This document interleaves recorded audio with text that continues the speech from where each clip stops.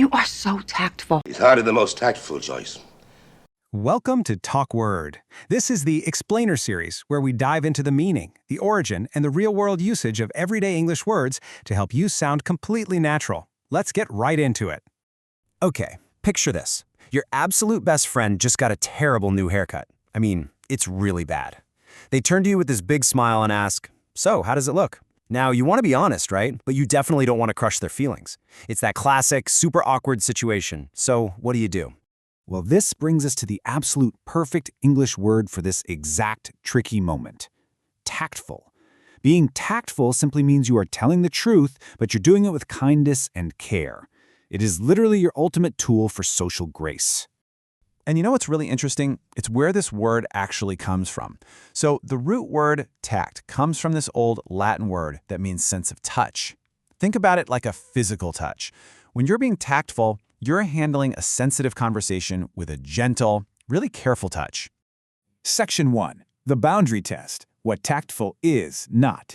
So first off, being tactful is the exact opposite of being blunt. If you just say, "Wow, your haircut is awful," that's blunt.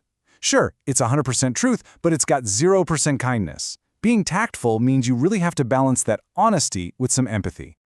But on the flip side, being tactful definitely does not mean being dishonest. You do not have to lie and say, "Oh, wow, it's the best haircut ever." You just need to phrase your honest thoughts carefully.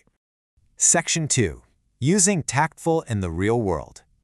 Let's say a friend cooks dinner for you, and honestly, it is just way too spicy. Instead of complaining, a really tactful response would be something like, "I so appreciate you cooking for us, but I'm just not a big fan of spicy food." See? It's honest, but it totally protects their feelings. Or think about a professional setting. If a coworker suggests an idea you completely disagree with, you can be tactful by saying, "That's an interesting idea, but let's explore this other option first."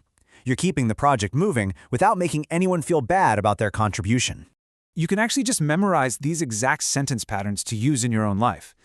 Try saying, "I appreciate blank but," or "That's an interesting idea, however," or even just simply, "I actually prefer."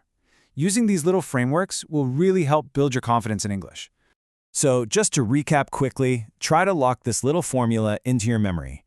Tactful equals being honest, plus being careful with someone's feelings. It really is the art of telling the truth, just without the sting.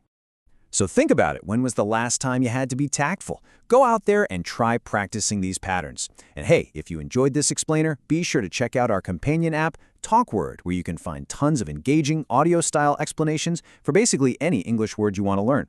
Catch you next time.